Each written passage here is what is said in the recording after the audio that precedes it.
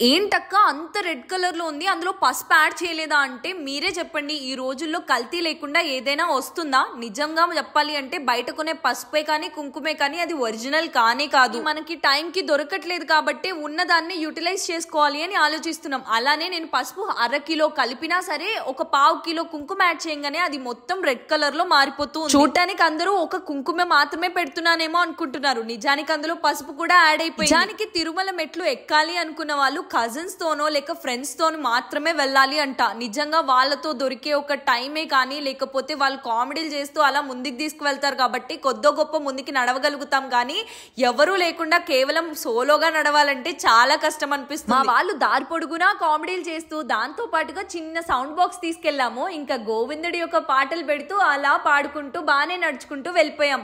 Final గా మన యొక్క మెయిన్ ఘట్టం అయితే వచ్చేసింది అనమాట. మీ అందరికీ తెలిసిందే కదా, శ్రీవారి మెట్లెక్కిన ఎవరికి కూడా ఈ యొక్క ఆపర్చునిటీ దొరకదు. కేవలం అలిపిరి మార్గాన వెళ్ళిన వాళ్ళకి మాత్రమే దొరుకుతుంది. అదే అండి మోకాళ్ళ పర్వతం. నేను ఫస్ట్ టైం అలిపిరి మార్గాన రావడం వల్ల నేను మోకాళ్ళ పర్వతాన్ని చూడబోతున్నాను. I'm excited. నెక్స్ట్ వీడియోలో షేర్ చేస్తాను.